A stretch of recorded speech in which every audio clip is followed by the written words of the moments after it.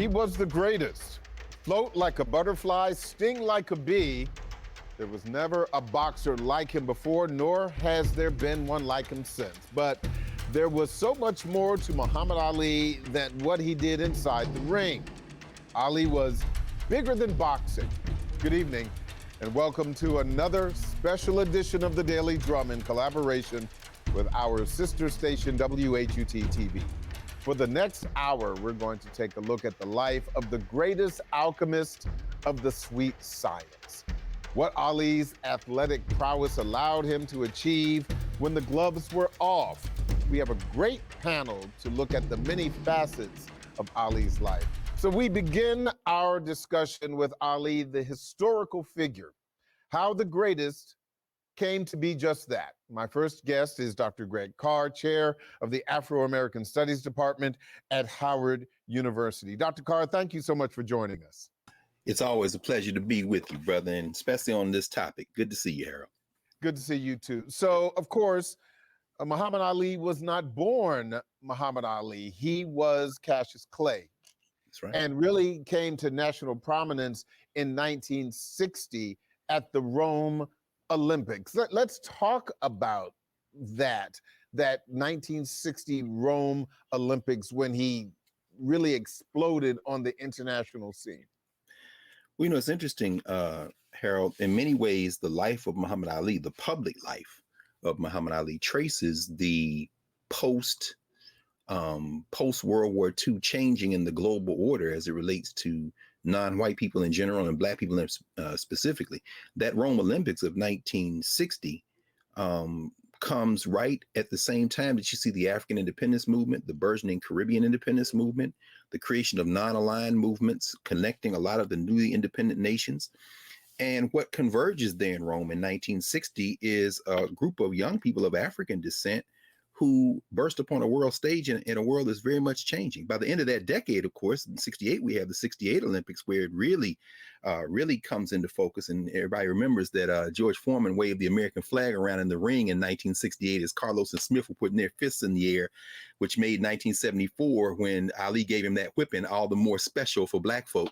But in 1960, you know, in addition to Ali, that was the Olympics team that had folk from my alma mater, particularly Black women like Wilma Rudolph, Mae Faggs, and the great Tennessee State Tiger Bells. And they all were very close to Ali.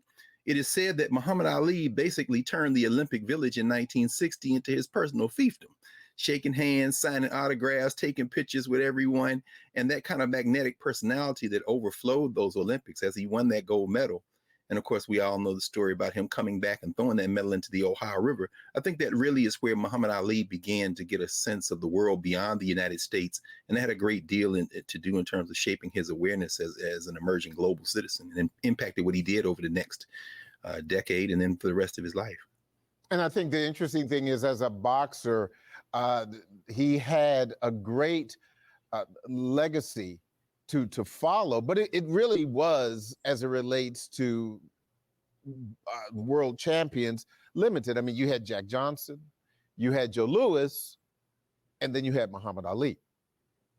Yeah, you did. And it's interesting you say that, Harold, because as we know, Muhammad Ali made a very big deal out of seeing himself in some ways as the reincarnation of the spirit of Jack Johnson. The famous shout, "Ghost in the house," when Ali appeared for training, is a direct link to Jack Johnson. We see Ken Burns, who is in many ways America's documentary filmmaker, narrating, as he often does, Black folk, trying to fit them into whatever he imagines America to be or the possibilities of America. And we know that he did a multi-part documentary on Jack Johnson, out of Galveston, Texas, the Galveston Ghost, the Giant, rather, the Galveston Giant. And the title of Burns' documentary was Unforgivable Blackness. That right.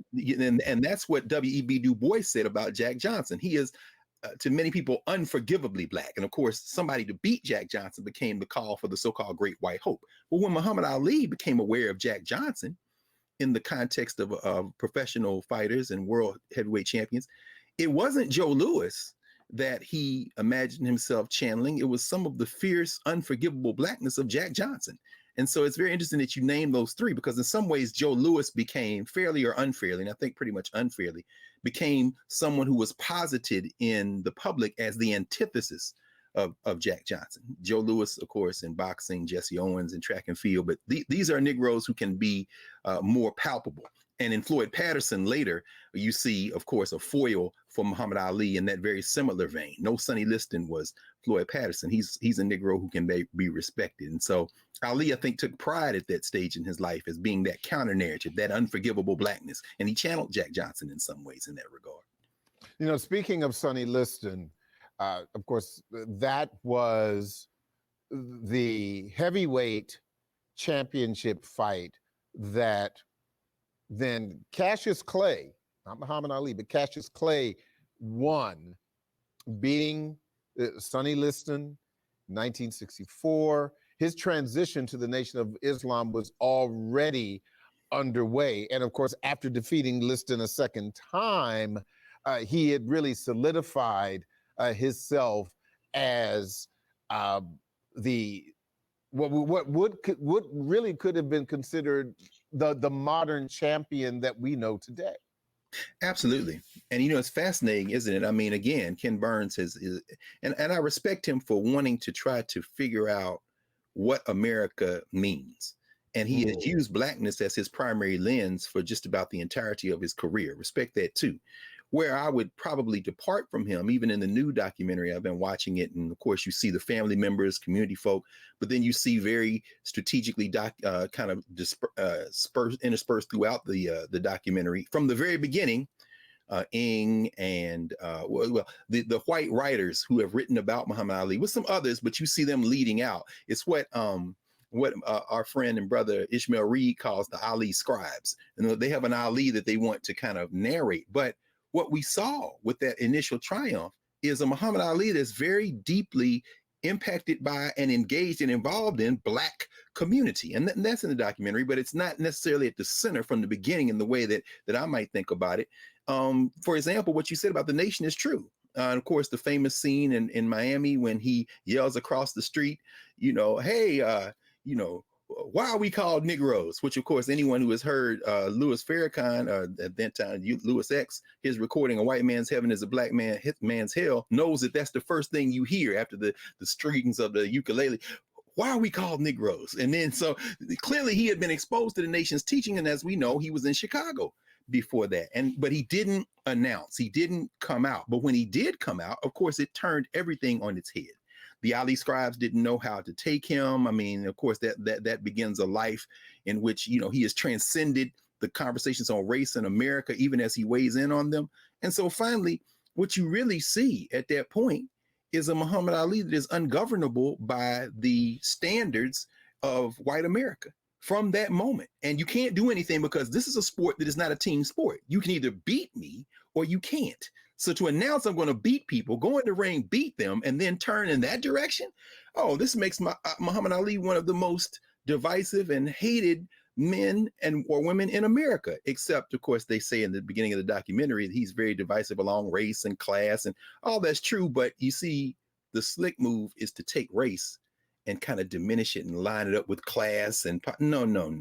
The hatred against Ali, regardless of whether you liked him in Black communities or not, the hatred against Muhammad Ali was very much racial from that point going forward, more than any of the other categories.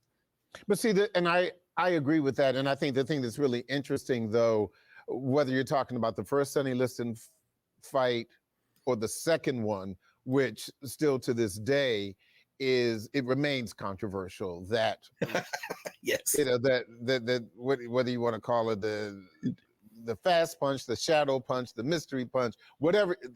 That notwithstanding, but you're talking about this person, this so pretty person who's this clean kid who is now, from the perspective of, like you said, the white scribes, the white sports writers, is now introducing this so-called strange Black religion. Mm-hmm. But then you've got Sonny Liston, who was you know, Sonny Liston was not a clean person, and he was, and he was considered, a thug, Sure. and so there was no lesser of two evils between the two, and the symbolism of both fights, but particularly the second one, because after that, Sonny Liston continued to fight, but he was pretty much an also ran, because it was all Ali after that. That's right. Ali took up all the oxygen in the room, all the sunlight. But Harold, I think you framed that beautifully, brother. Sonny Liston was the type of, say, fuzzy, lived the kind of life that kind of fuzziness is what is to be expected by white America. In other words, beating up people, barroom brawls in the streets, whispers of affiliation with organized crime, that's all okay. That's what we expect of Black folk. But when you represent a type of ungovernable Blackness that is a threat to the racial social order, like Muhammad Ali did, well, this is not something that we're used to. Even in the new documentary, round one, at the beginning of the first of the 4 parts, they referred to the Nation of Islam as a sect. Now, that's fine. I mean, you could say that. I mean, you could say that the Catholic order that Justice Amy Coney Barrett belongs to is a sect. But you rarely see those things discussed in the same way because there's no normative language. And I'm saying that to say that it's one thing for somebody who you might consider to be on the periphery of criminal behavior to be Black in the ring. It's another thing to see someone who come out and say, okay, my name now is Muhammad Ali. Before this, it was Cassius X, but y'all didn't even know nothing about that. I've been named by the Honorable Elijah Muhammad. Oh, no, we don't even know what to do with this. So, and the other thing is very interesting, and this is something that Ishmael Reed talks about. All the writers talk about it, but I love Ishmael Reed in his book, The Complete Muhammad Ali. He talks about the fact that good, bad, or indifferent in terms of feelings about the Nation of Islam, it was populated with folk that perhaps could keep some of the criminal element or criminal affiliate element in organized boxing away from Muhammad Ali. And that's a story that is fascinating in and of itself. I mean, there are experts who can talk about this in a great deal more detail than I can, but I think it's fascinating to understand that while a lot of the air in the room in the conversation about Ali is about the Nation of Islam as a religious formation, as a formation in Black communities, we can't also forget that there are some other real world implications for Ali being associated with the Nation of Islam that might displace a Muhammad Ali, or at least extract Muhammad Ali from the types of politics in terms of boxing that other Black fighters, like a Sonny Liston, might be subject to and eventually, ultimately like subsumed by. Ali couldn't be controlled in the same way as a Sonny Liston, for example. Well, but I would also argue that he was not initially wanting to be a political figure, not initially wanting to be an activist. It was something that, on one hand, he may have slid into. It was one thing that may have been forced upon him due to circumstances, his affiliation with the Nation of Islam, and the fact that as a result of the changing of his situation with the draft, yes, and the fight with the U.S. government, and refusing to go to Vietnam, that really pushed him into the position of being activist and political person. Well, absolutely, Harold. Absolutely. Again, the life of Muhammad Ali in so many ways intersects with, mirrors, allows us a through line to trace developments in the Black world in general, the world in general, and Black America in particular over the arc of his life. That is absolutely correct. Joining the Nation of Islam, whether he knew it or not, being in deep conversation with Muhammad Ali, even a Sam Cooke figure for that matter, whether he knew it or not. And again, he was so young, 20, 21, 22, being pulled into that. And then, of course, the assassination of Malcolm X after 1965, he's all in with the nation. And now the United States has entered Vietnam. By the end of the decade, Muhammad Ali has literally put his freedom on the line, propelled by being a member of the Nation of Islam, but he's politicized by a war that politicized everybody in the country. Of course, Martin King comes out against the war in 1967. He's dead a year later. And in that very same window, Muhammad Ali is offered up before the Supreme Court of the United States on being charged with draft evasion. I mean, the documentary, the Trials of Muhammad Ali, is a very good documentary on this in this regard, because it kind of traces that arc. No, I don't think he set out to do that. But of course, by the end of the decade, when he can't work for those 3 years, he in his craft, he travels the country going and giving lectures at white schools and HBCUs, including Howard University, famously waving a copy of Message to the Black Man on the steps of Frederick Douglass Hall, with Nathan Hare standing behind him, who is soon about to be let go by Howard, who is one of the founding fathers of Black studies. Because so Muhammad Ali is absorbing all of that, reflecting all of that, and being pulled along by the tides of history with all of that. But because of his outsized personality, restored, of course, to be able to compete. 1970, Jerry Quarry, I think it was, and now he's on his way again. That high mark of 1974 in Africa, with a concert that precedes it, with the Spinners and Bill Withers and Celia Cruz and so many other people, Miriam Makeba, all these people together by a promoter, Don King, who ain't necessarily a Pan-Africanist, but who can see that this is where it's going. James Brown there in the middle of Congo. What you see, then known as Zaire, with a dictator who's oppressing his people. Muhammad Ali has all of these forces around him, and somehow through the sheer will of his personality, his intellect, and that lens, he reflects all of it back, overflows the boundaries of the United States in many ways. But if you had asked him in 1960, is this what you see for yourself? Ali might say, yeah, that's what I saw for myself. But in his mind, no way can you predict that, brother. These were historical forces, and Ali just had the ability to ride them. Now, and here's the other piece. Do you believe, or when do you believe that we saw the wholesale change in Ali? Was it after he won the case against the federal government? He was out for more than 3 years, and we know that his skills had been diminished, even though he was becoming larger than life.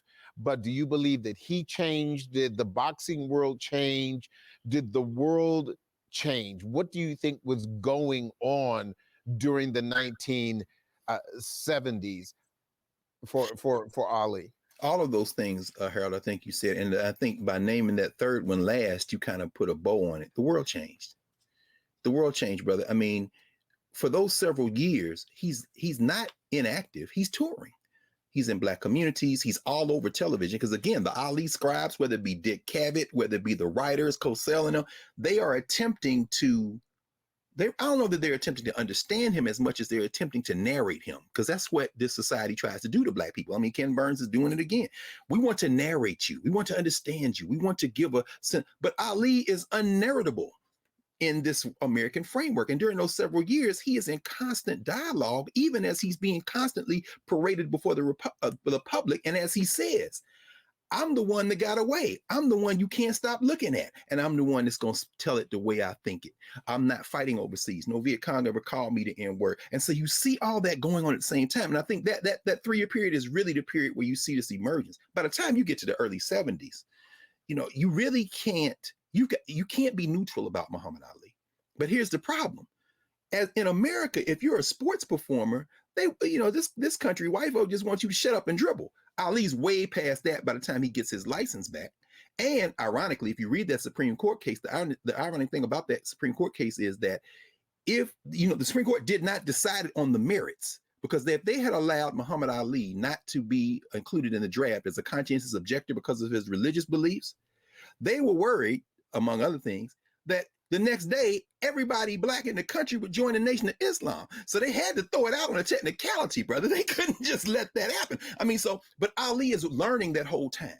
By the time you get to him defeating George Foreman, and then the following year, his autobiography comes out, co-written, ghostwritten really, by Richard Durham. If y'all know Richard Durham was a very important writer from the 1930s, 40s, and 50s, Black writer out of Chicago, and who acquired that volume, The Greatest, that came out in 1975, an editor at Random House by the name of Toni Morrison.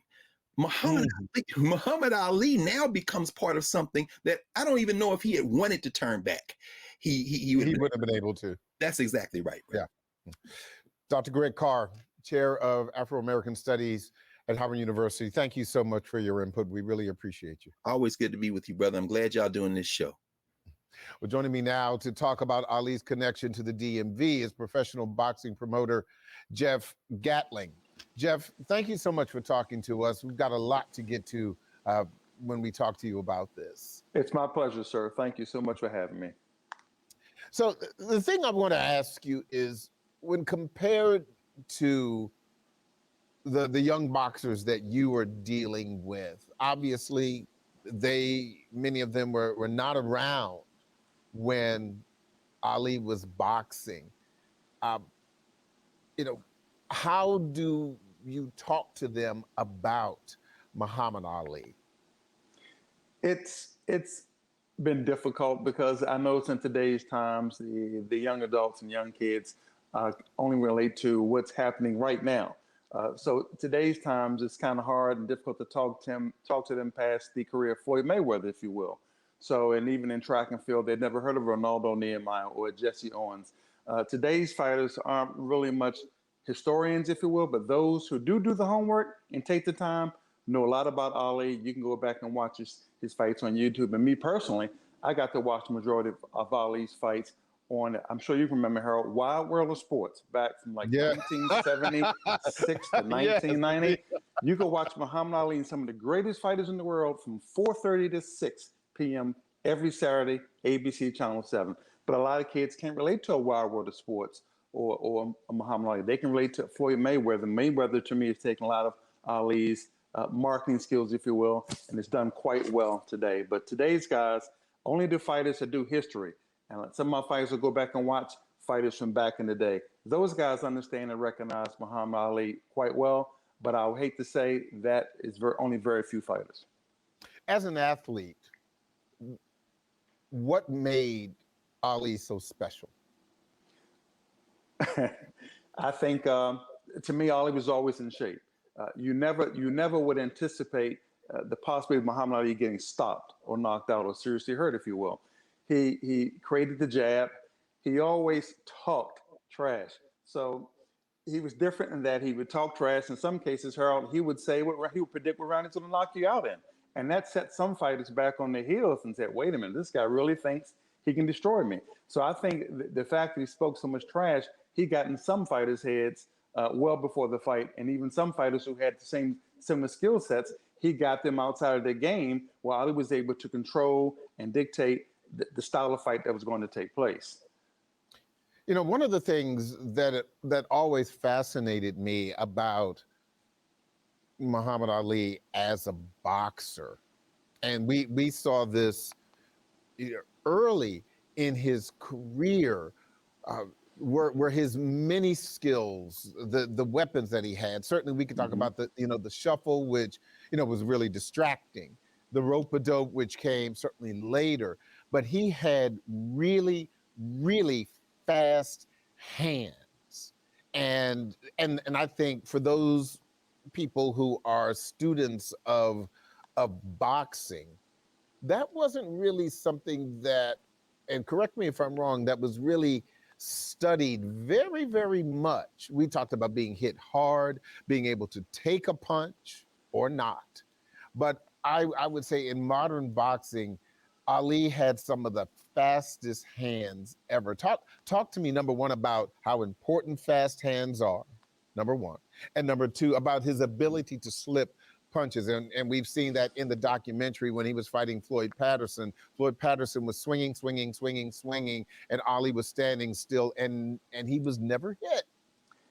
And something else, he had a tremendous jab. He had tremendous speed, which was pretty much unheard of for heavyweights. Even you watch these guys today, they're plotters, if you will. They never had that kind of speed. And Ali had the skill, he had the ability to slip a punch. And even more importantly, Harold, even when he got in there with the Ernie Shavers and the Foremans, he did something that today most fighters don't seem to grasp, and he has the ability to clinch. So a lot of fighters got lucky and got inside. He knew how to tie them up to keep them from inflicting their most damage, which is going to his body. So that speed, and when he would dance and move, he was very awkward for a lot of fighters, and very hard to get him to fight their type of fight. He just had that skill set. He had skill and the conditioning and the speed of a welterweight, of a Sugar Ray Leonard. He possessed that kind of speed and talent that most heavyweights would dream of having, even for one fight. Why was that so unusual? Because, particularly in the beginning, even though he was a heavyweight, he was not a heavy weight. Right. You know, and I mean, he was sitting right at, right at that level in in the low 200s of being, a heavyweight. And he was tall, certainly, but why as a boxer, that the ability to move and to punch while backpedaling, why was that such an incredible skill? Harold, the thing that I can think of and comes to mind is this. He managed, I'm sure Ali, like most fighters, he probably started out fighting as a middleweight and eventually a light middleweight. I'm not sure, back then they had cruiserweight. So you had to go from light heavyweight to heavyweight. He had the uncanny ability, or had the talent enough to, like, unlike most fighters, he could go up in weight, but never lost his speed. A lot of these fighters today go up in weight and they lose the speed. Sometimes they lose the power, or they can't take quite a bit of a punch going up in weight like Ali could. But I just think I guess he just constantly worked at it. And I'm not sure what weight he started out at. I would venture to say he was tall, maybe started at 160, middleweight, and then light heavyweight. But for some reason, I think because he always trained, he managed to maintain and keep that speed, that jab, that fighters call it stick. He kept that jab, and it was a weapon. This is one guy that used the jab as a weapon more so than anybody that I've ever come across. And to see a true boxer, a true fighter, I never regarded Muhammad Ali as a slugger, if you will. It would take Ali a series of 2 to 3 punches to get you out the way, but he had the speed. And the accumulation of punches, he would wear you down and eventually stop you. But I just think the speed, he had that talent from day one, and he refused to lose it as he went up in weight to become a true heavyweight champion. Yeah, he was not a Mike Tyson. No. Mike Tyson was a sledgehammer hitter. Right. But Ali was, as we saw with the Floyd Patterson situation and others, he was an annoyingly painful hitter. And one of the things that I had, as a person who, watched him even as a kid, and they talked about this in a limited fashion, even during the early 70s, was that punch twist that cut people a lot. But with Mike Tyson, of course, he hit you, and then you just wished that you weren't in the ring anymore. But with Ali, it just made you mad that you couldn't hit him. Right. And another thing he would do, I was always remember the saying, take this with you. He would sometimes, if he had you in the clinch and you managed to get out of the clinch yourselves without being broken up by the referee, he would manage to slip in the jab and take this with you, get a jab and hit you in the face as you were breaking up. Nothing very hard, nothing with any serious intent. But like you said, it was an annoying punch. And he would just annoy these fighters and get inside their head. Then the rest was history. I have to take a break in just a bit, but I want to bring you back after this because I have some questions. But I wanted you to share, just before the break, just one critical thing that from a boxing promoter, the thing that's really struck you about Ali, and perhaps something that other promoters or boxers can learn from it.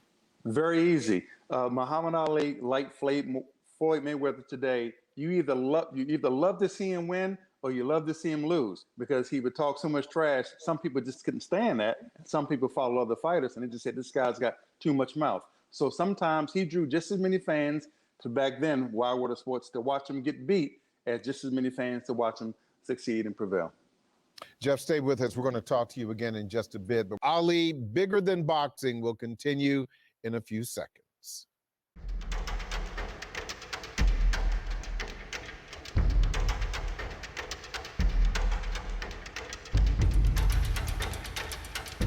Thanks for staying with us. Our special edition of the Daily Drum, Ali, Bigger Than Boxing, continues now. I'm Harold Fisher. I want to go back to boxing promoter Jeff Gatling as we continue our conversation about Muhammad Ali. Jeff, one of the things that happened to Muhammad Ali relatively young in his life is that he was diagnosed with Parkinson's disease, obviously from taking, all of those hits. When you talk to young boxers about this, what kind of conversations have you had with them about the risks of the sport? Very good question. Let me just go back very briefly, Harold, and say this. I'm not sure if you ever followed professional basketball, but Bill Walton and Yao Ming had to retire from the sport because they had bad feet. Playing basketball just expedited that condition. I'm convinced that Muhammad Ali would have contracted Parkinson's syndrome regardless. Boxing only expedited it. I don't think boxing caused it. I think he would have had the illness, but boxing expedited it. It's unheard of to get Parkinson's at the age of 42, 2 years after he finished his career with Trevor Burbitt, but he got it at a very young age of 42. And when I met him around that time, he could only whisper a few words. So that was shocking. But because of that, when I talk to these fighters today, I give them the same message, Harold, and that is this. You only have one mind and one body. Take care of that, protect that. If the fight becomes a little too tough, you can either elect to stop the fight or just survive the fight. Stop the fight or survive the fight so you can protect your faculties, because there is a tomorrow that you have to look forward to. There is a tomorrow that you have to live, and there's a tomorrow that you're going to have to work. So I tell these guys to, and I even tell them, Harold, when they're fighting and they're rising and having success, now is the time to build your brand, because you're one punch away from career two, part two. And I also think with this pandemic, that woke up a lot of fighters on the larger scale and smaller scale to pretty much tell them this isn't a guaranteed way of living. So I tell these fighters that are prominent and successful today, think about your brand. What is it that you want to do tomorrow? What did you want to plan to do tomorrow? For example, on the local scene, you have a Michael Fox, who's, I think, 19-1, very successful fighter. He started doing some commentating at a fight in Philadelphia a couple of weeks ago. You have Franchon Cruz, who's one of the top female fighters in the world. She's commentating. And then you have Tony Jeter of Jeter Promotions. Tony fought, I think, 30 fights in his career. He's now putting on promotional fights at Maryland Live Casino. So these are guys that are thinking.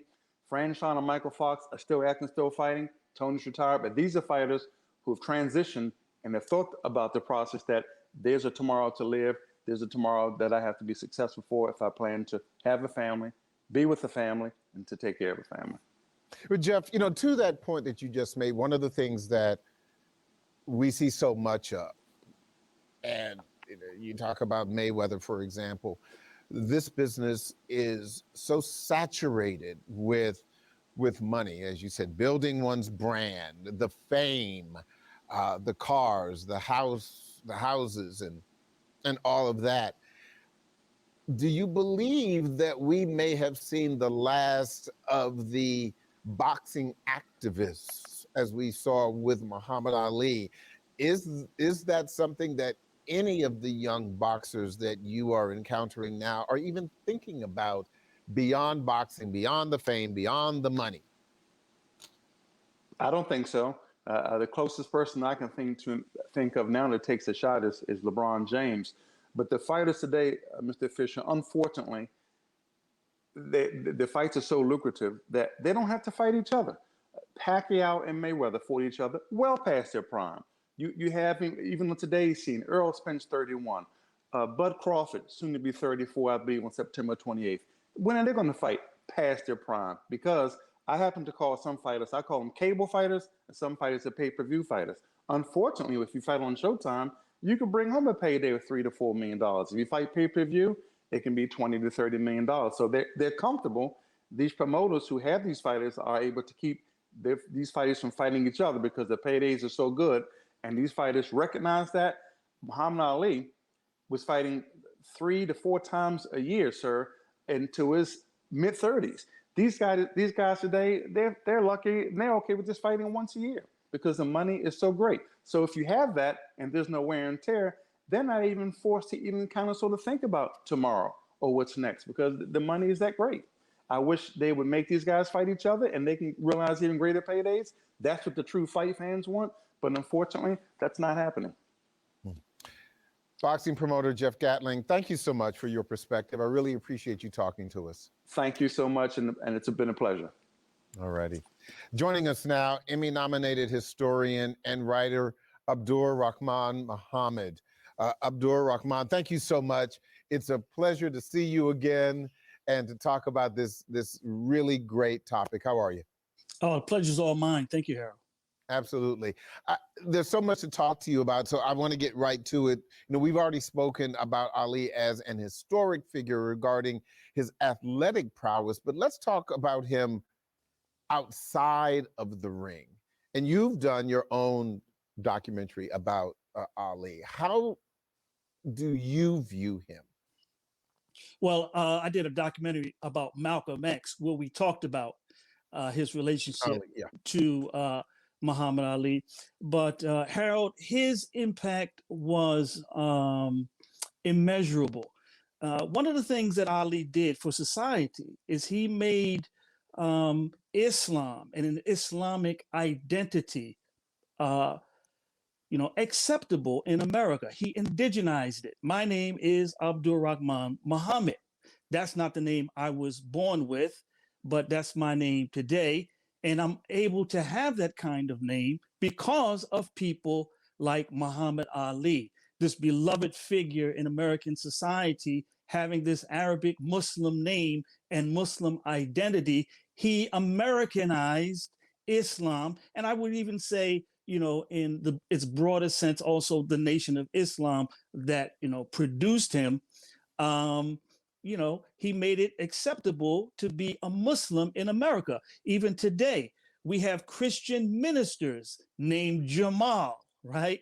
Jamal Bryant, right? It's not unusual to see an African-American child named Aisha or Jamal or Kareem, okay? This is the work and the legacy of Muhammad Ali.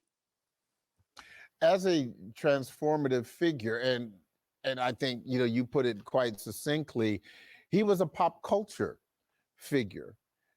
Some would say, a pop culture figure who followed, the Nation of Islam, and as you said, all of a sudden, this bigger than life figure made the world take a look at something that was maybe not always immediately accessible, Islam, to white America, Christian America, Black Christians, and others. And so I think that that is an excellent point. But as a man, and I mentioned this to Dr. Carr earlier, this process was not easy for him. He was an original. And during the late 60s, this was not something that he was necessarily born to. This was something that he had to adapt to. Talk to me about that. Well, he had to evolve. He was a 22-year-old kid when he won the title, okay? And I say kid, I don't mean it to be disrespectful, but he was a very, very young man. Yeah. And he grew up, through the turbulent 60s. And he grew up as a Black Muslim, arguably the most hated group in America. And he in time came to replace the celebrity star power of Malcolm X. Once Malcolm was assassinated, that Ali was elevated to the face of the organization, the Nation of Islam. So he had to carry all of that to the end of the 60s. But by 1969, March of 1969, when he was allowed to fight again, he was given his license back, he made a statement that really upset Elijah Muhammad. He said that he would go back into boxing because he needed the money. And this infuriated Elijah Muhammad to the point where he put him and his wife, Belinda, out of the Nation of Islam. He banished him. So I would argue that this freed up Muhammad Ali to become that very likable, lovable personality that he became in the 70s. He didn't have to carry, the burden of the Nation of Islam and its baggage. He could be, the comedic genius that I would argue Ali was. He had perfect timing, not only in the ring, but he had a comedic sense of timing where he was just lovable and hilarious on all of these talk shows. And I have very clear and distinct memories of that. And I said, this man, if he wasn't a boxer, he could have easily been a stand-up comic. You know, you just said something that struck me. The same thing that happened to Muhammad Ali happened to Malcolm X, although obviously with very, very different outcomes. When, you know, Malcolm X was ousted from the Nation of Islam, his perspective on Islam changed. Okay. Let's go back a little bit and talk to me about the relationship between Malcolm X and Muhammad Ali. First of all, what can you tell me about that relationship? And then I'll go back to that piece about the you know, the irony of what happened to both men and their relationship with the nation and Islam. Well, what's important to understand, Harold, is they both came from a Garveyite background. Earl Little, Malcolm's father, was a committed Garvey activist, both he and his wife, Louise Little. And the same thing could be said for Muhammad Ali, Cassius Clay. His father, Cash, was a committed Garveyite, which is the reason why he refused to take a job. He was a sign painter. He was an artist, but he was denied so many opportunities. He was denied so many opportunities because of his race. And he's the one who taught his son, Muhammad Ali, to do for self. And this is the reason why he and Malcolm got along, you know, so well, is because they both came out of that Garveyite context. And then, of course, as I said, the irony of all of that was, you know, when Malcolm was ousted from the Nation of Islam, and he had the revelations, when the pilgrimage to Mecca, and realized that there were, followers of Islam of different colors, of different backgrounds. Harold, let me interject this, because I was asked a question about this by one of the writers and historians in this new documentary on PBS. Jonathan Ige, he asked me a question. He said, why do you think that Elijah Muhammad was so stern against Muhammad Ali and so harsh? He felt it was harsh to put Ali out and to even strip him of his name. And he couldn't understand why Elijah Muhammad would take such a strong stance. And I had to explain to him that, look, he could not allow with Muhammad Ali what happened with Malcolm, where the man became larger than the organization. Not only that, the Nation of Islam, it attracted entertainers and people, very charismatic individuals who had, careers in entertainment before they joined the nation, chief of which is Louis Farrakhan, people like that, who gave up a very lucrative career in show business, put down his music, put down his calypso, put down his violin playing, his singing, an incredibly talented musician and artist. He gave it all up for the nation. So if Elijah Muhammad allows Muhammad Ali to go back into the world of sport and play, this would have created a trial for his other ministers and followers who had given up their careers. And he couldn't have that type, of upheaval in his organization. Which goes to my next point. Malcolm X, of course, assassinated, after being removed from the Nation of Islam. The irony is that after being removed from the Nation of Islam, Muhammad Ali became even bigger than life. And I remember personally during the 1970s that at one point, Muhammad Ali was the most recognized person in the world, which goes to the point that you just made. Well, that's exactly right. I mean, when you have the name Muhammad Ali and you're the heavyweight champion of the world, that means you're going to be an international personality because, Islam before a Muhammad Ali was something that was strange to America. America wasn't known to have any type of large population of Muslims. And here you have the heavyweight champion of the world uplifting this world religion that is misunderstood, so misunderstood in the West. He lifts it up and gives it legitimacy and honor and respect in the world. And so this means he's going to be heralded in Saudi Arabia. He's going to be heralded in Pakistan, in Indonesia, in Malaysia, in Mali, in Senegal, and on and on and on. He becomes, an international sensation because of his sincere commitment to his beliefs.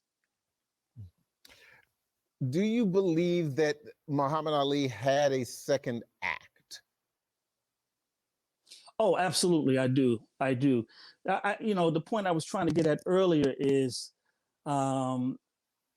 once he got put out of the nation in 1969,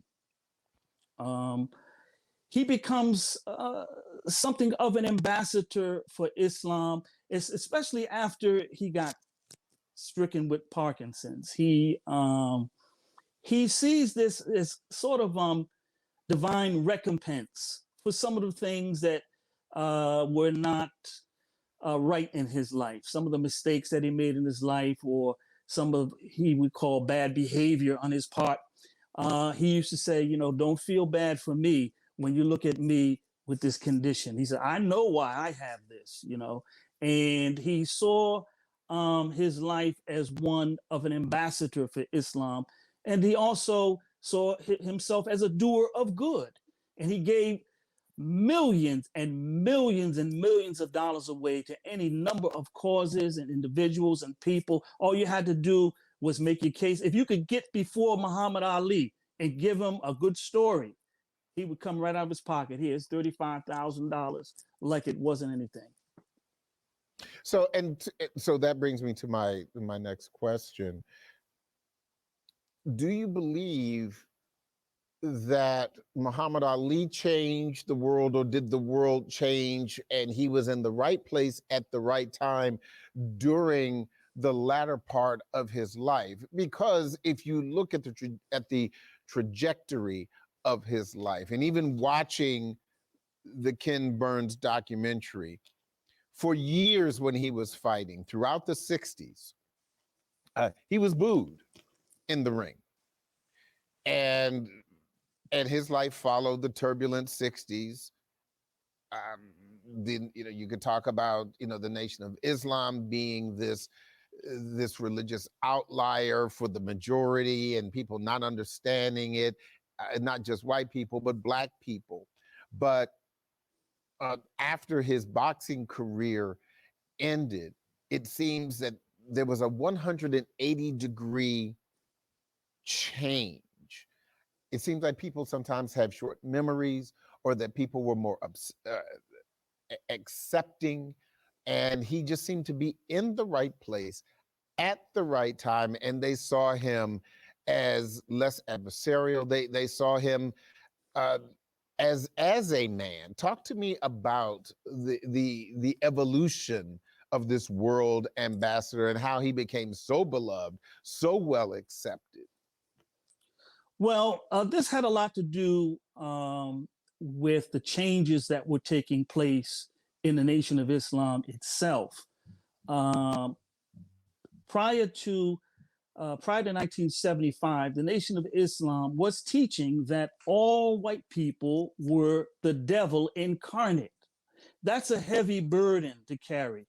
Okay, all the evidence suggests that while Muhammad Ali may have said these things, that he didn't really believe it. I mean, there were white people all around him: Angelo Dundee, Pacheco, on and on and on. The Louisville sponsoring group.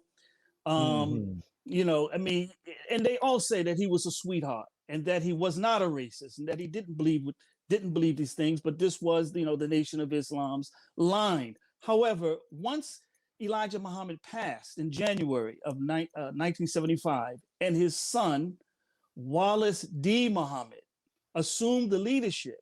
He moved the organization into the mainstream of Islam, into the universal brotherhood of Islam. And this allowed Muhammad to drop this albatross of this white devil doctrine and become the person that he really was, which was a people person, a loving person, a man who, really loved everybody. He really did. And he was a great human being. And this phase of his life, he could really experience the universal brotherhood of Islam, and he could share it and see the oneness of all humanity without the burden of having to carry, this very, obnoxious doctrine, quite frankly, that, any one race is pure evil. That's a terrible thing to have to carry and to have to preach. And once he was rid of that through this transition under Imam Wallace D. Muhammad, you see the changes in him. You see him transform right before your eyes. What part did his family play during the latter part of his life in helping to cultivate his brand and to make all that you've just described even a more positive brand for the rest of the world? I mean, daughters, his wife, his family became even more public than they were when he was boxing. Well, that's true. I would even go back to like 9/11, when the world was, rocked by this horrific atrocity that took place in New York. Muhammad Ali was seen as proof that his being, his personality was seen as being proof positive that Muslims in general would never sign on to such an atrocious act. And he was beloved, and this goodwill that he had, it did kind of transfer it to his children. His daughters became public personalities, fighters in the ring just like him, and his new wife Lonnie helped him to get his affairs straight, and she cut off all the leeches and the hangers on, because a lot of people don't know that as the 80s and the 90s moved on, Muhammad Ali was, he was a forgotten figure, and he was broke, really. And his wife Lonnie is the one who got his affairs in order. She branded him and made sure that he would be taken care of for the rest of his life. Yeah. Any final thoughts, from your perspective as historian, documentary filmmaker? What do you think that Muhammad Ali's legacy is? I believe his legacy is that he will be remembered as one of the great personalities in American history.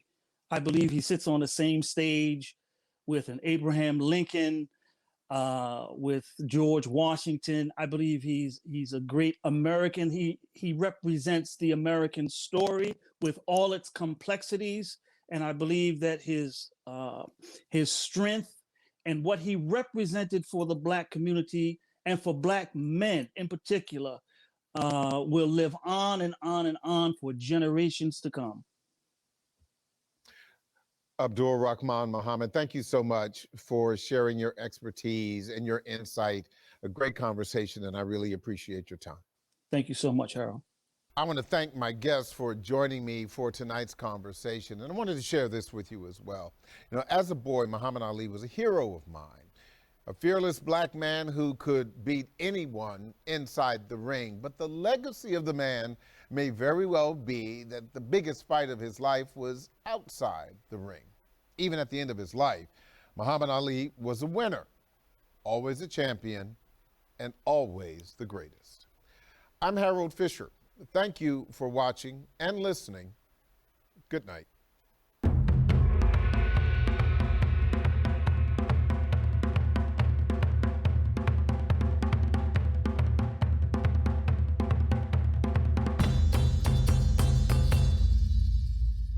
This program was produced by WHUT and made possible by contributions from viewers like you.